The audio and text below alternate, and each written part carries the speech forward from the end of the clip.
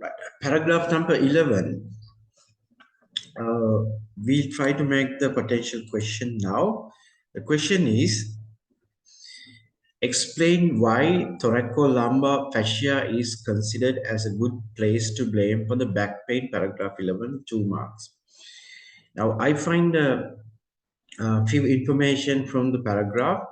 Thoracolumbar fascia has a diamond shape with multi-layered structure. When thoracolumbar fascia has this diamond shape with multi-layered structure, it can increase the surface area.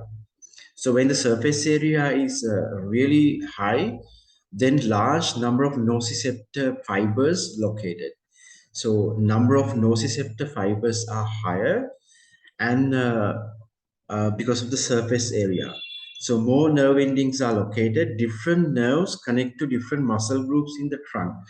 Now, the thoracolumbar fascia has different layers and they're connected to different muscles. Then that means a large number of muscles are connected to thoracolumbar fascia. So then more muscles are affected, then people get pain because muscles really get contracted and get this pain is reason for this lower back pain due to thoracolumbar fascia. Paragraph 12. Paragraph 12, the scientists use ultrasound imaging to detect a stiffness of the fascia, especially the thoracolumbar fascia.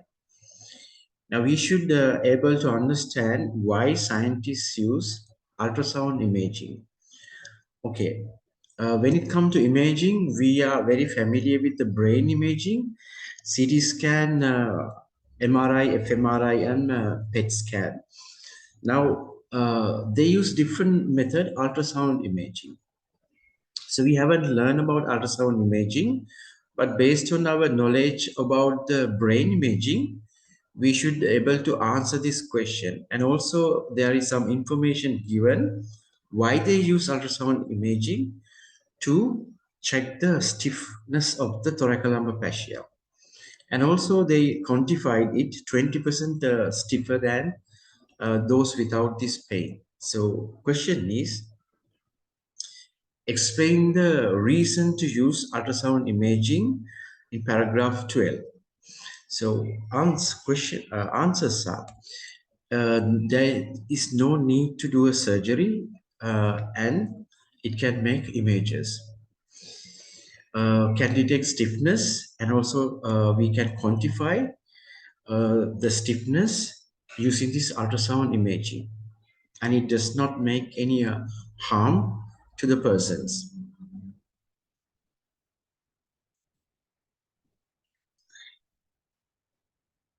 Paragraph 13. In paragraph 13, fibroblast transform into myofibroblast.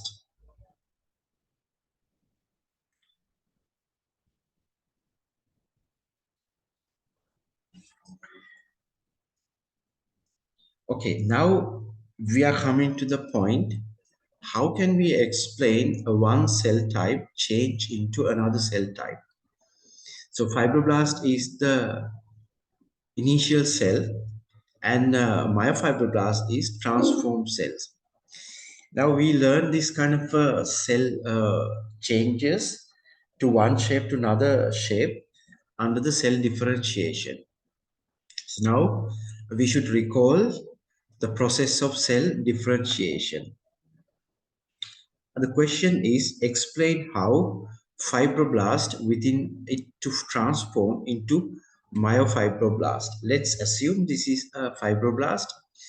When it when fibroblast come like that, so we just try to understand this fibroblast has receptor, and receptors are sensitive for different chemicals. Now that's a chemical bind to the receptor. When chemical bind to the receptor, we know there is an internal communication called cell signaling. So we have learned cell signaling in, there are two type of cell signaling. One is peptide hormone. Peptide hormone use mostly extracellular receptor, and steroid hormone use intracellular receptor. So after that, the cell signaling event and the sense signaling event ended up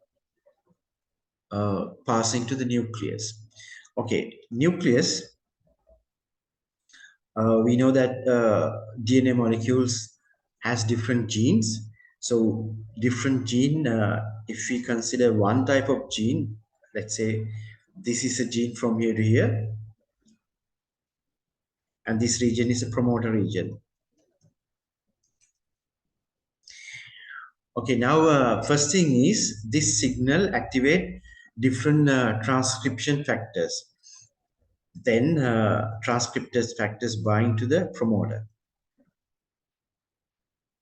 So when transcript transcriptional factors bind to the promoter, this enable binding of RNA polymerase to the site. So this is the transcription factor and this is RNA polymerase.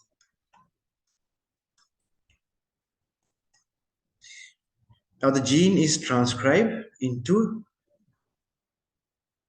pre-mRNA. So pre-mRNA has exon and introns, and the length is similar to the particular gene. Now, introns should be removed and exons should be rejoined. So this is done by the group of enzyme called spliceosome. Spliceosome hydrolyze phosphodiester bond and chop down this pre-mRNA, and after that it join the exons in different order.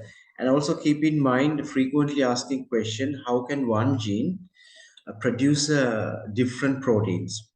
So if it is asked in different places, not only here, maybe anywhere, you should explain like this. When exons rejoining, it can be done by different order and different number. As a result, this mRNA is a mature mRNA now, and it goes to the new cytoplasm. Then it binds to the ribosome attached to the RER, and then after that, this uh, messenger RNA produce polypeptide chain.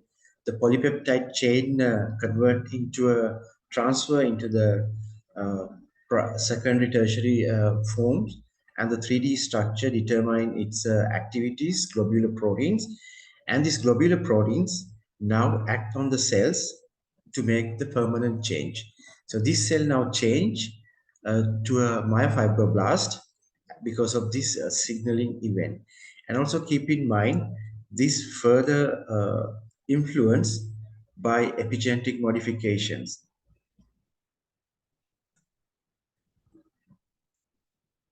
This gene expression, gene switching off, switching on pattern can further altered by the epigenetic modification. Okay, here is the potential answer. There should be a correct stimulus. Some genes switch off and some genes switch on.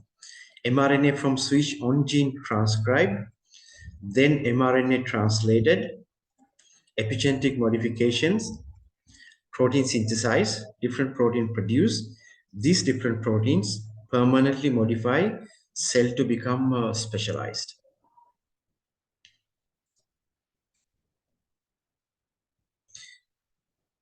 Okay, paragraph 14. The detail of how exactly fight or flight stress lead to stiffness are still being worked out, but Shelp says that the adrenaline seems to be increased the response of inflammation substance called TGF-beta. Right, now we know our nervous system. So central nervous system and the peripheral nervous system consist of two main system, central nervous system and the peripheral nervous system. So peripheral nervous system has two arms. One is afferent signal is coming to the central nervous system called sensory. And then output is things are going out from the central nervous system called motor nervous system.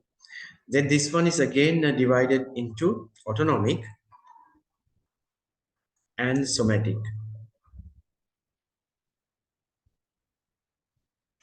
So autonomic nervous system, again we have a sympathetic nervous system and parasympathetic nervous system.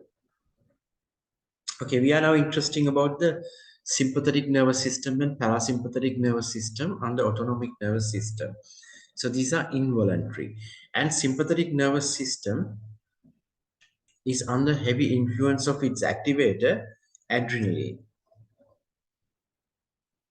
So adrenaline accelerates the process of sensory nervous system, peripheral nervous system trying to slow down the sensory nervous system. So this is always trying to decrease the effect. This is trying to increase the effect. So sensory nervous system already always important for fight or flight stress. So when fight or flight stress, our body is prepared for the event, increase in the heart rate, increase in the respiratory rate, increase in the glucose level, increase in blood supply to the muscles. Like these kind of effect is coming from the fight or flight response. Now here, that knowledge is coming up again. Adrenaline seems to be increase the expression of an inflammatory substance called TGF-beta. So adrenaline increase this cytokine TGF-beta. Suggests how adrenaline express TGF-beta. Okay, this is a similar to the previous one. That means we can use same information. Adrenaline bind to membrane receptors, activate the second messenger cyclic AMP. But now I just little bit increase the signaling event.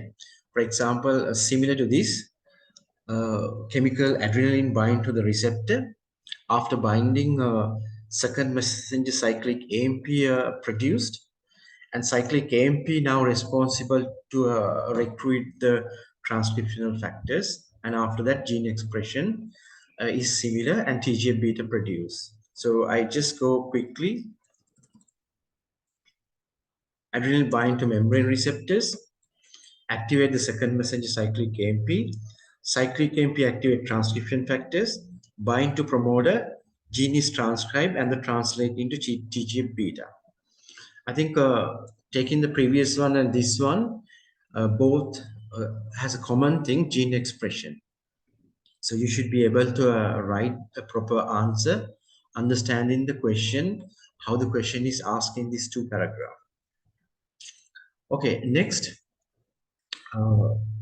same paragraph, question number 13, suggests how TGF beta enhance the inflammatory process.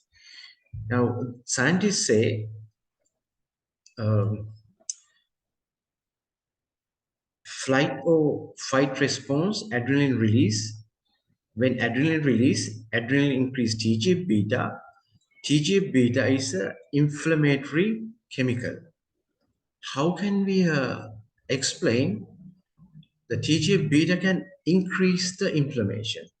Now, when it comes to inflammation, what we have learned previously, if there is a damage to the tissues, if there is certain harmful insult to the tissues like pathogen entry or physical damage, then this can cause release of certain chemical called histamine. So histamine is released by damaged cells, for example, mast cell or platelet or neutrophil. So these are the cells of inflammation. They can release histamine. Now histamine can increase vascular permeability by dilatation of the vessels. So when vessels dilate, vascular permeability increase, more fluid leak out, plasma leak out with more cells, more phagocytic cells. More phagocytic cells and more fluid leak out to the system.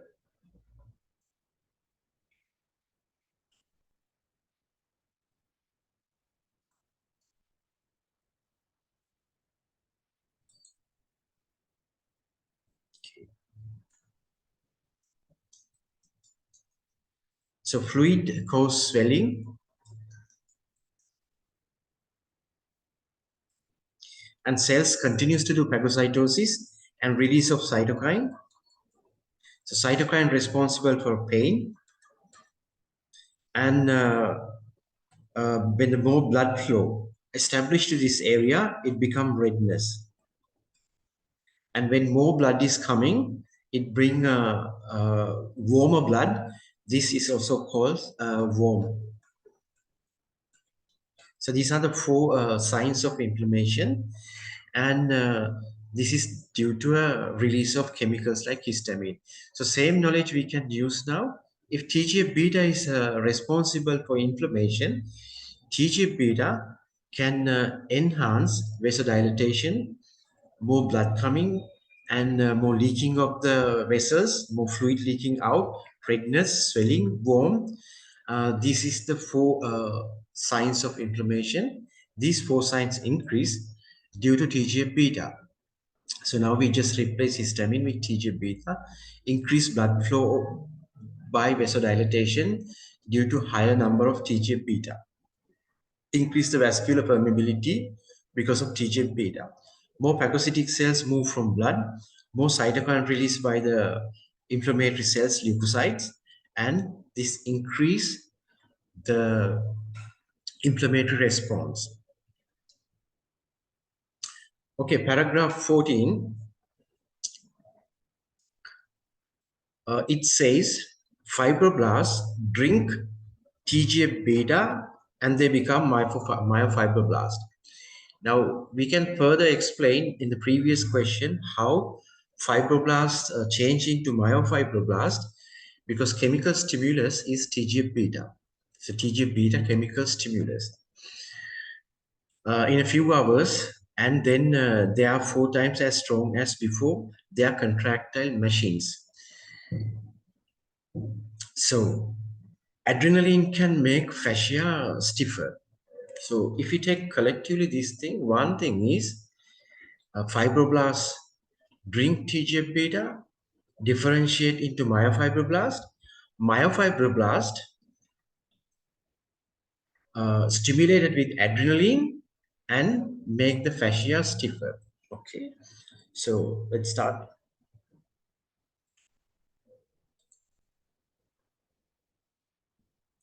This is a fibroblast,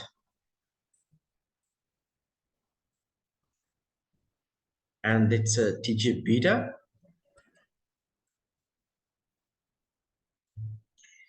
And after that, this convert into myofibroblast. Myofibroblast activated by adrenaline. Then myofibroblast contract. So again, TGF beta, they use the term here, drink.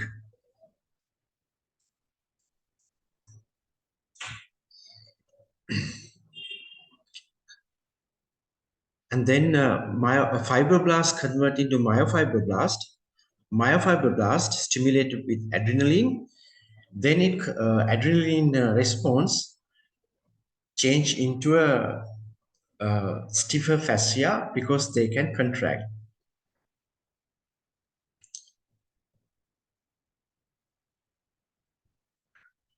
And opposite effect is coming from estrogen. So if estrogen bind to the myofibroblast, able to create fascia more elastic. So it it make more elastic, and adrenaline make more stiffer.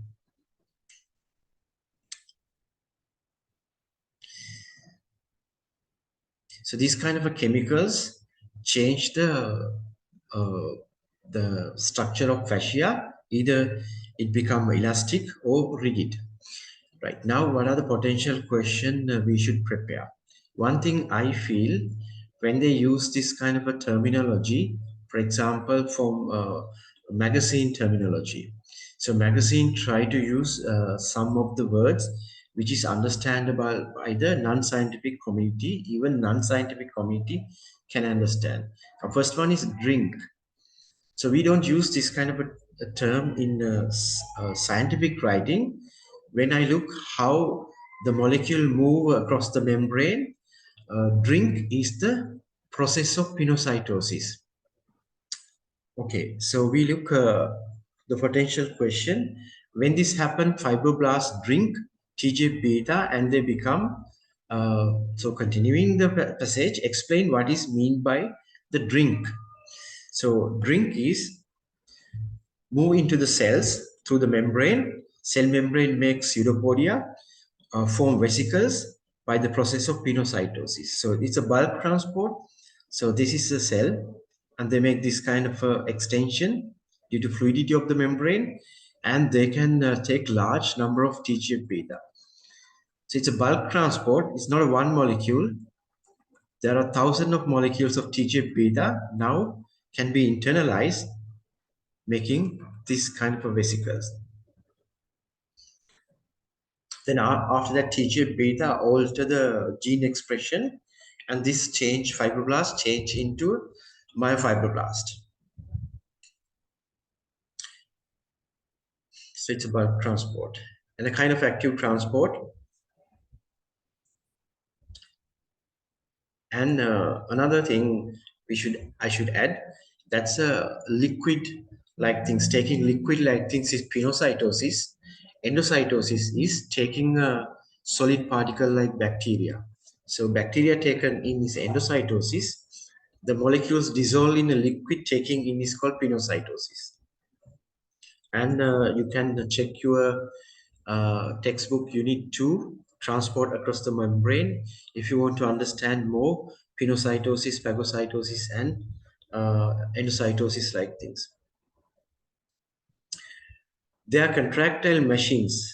As with muscle, fibroblast contraction is driven by the interaction between actin and myosin and is reversible. Explain the mechanism of contraction of myofibroblast. Okay, this is similar to the muscle skeletal muscle contraction because they have actin and myosin. So then the method of contraction is very similar to skeletal muscles. So I briefly outline how it works. So this is a myosin and this is myosin head. And this one is actin and actin binding site with myosin head is this one. So this one is blocked initially by tropomyosin, and tropomyosin always attached to troponin.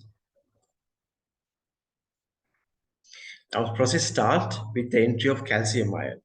So when calcium ion enter into the cells, myofibroblast, so calcium ion bind to the troponin. This is troponin. And after that, calcium ion and troponin make conformational change. As a result, they are moving away from this binding site of actin. So it make a clear area for actin now. So it just move away from this binding site and it just open up this block. This may be it.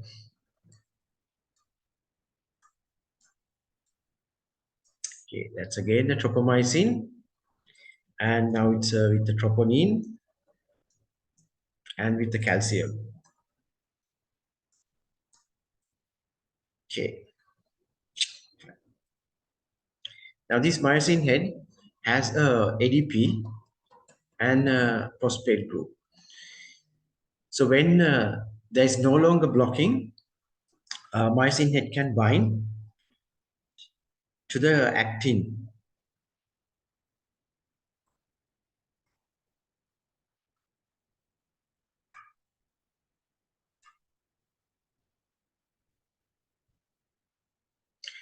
After that, this ADP and phosphate removed from the myosin head. Then it lead change of the myosin head.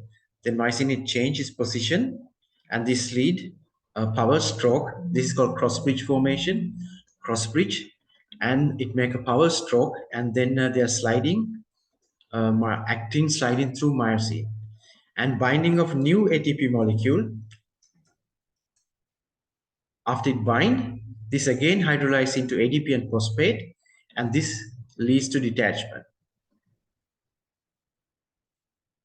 Calcium bind to troponin and change the tropomyosin structure, allowing myosin to bind to actin, form actin-myosin cross-bridge. ADP and phosphate release, myosin change shape, head bends and actin slide through myosin. ATP bind to the myosin head, ATP is hydrolyzed, release the myosin head from the actin, strand break in the cross-bridge. Okay, so we have completed the whole first article with potential questions.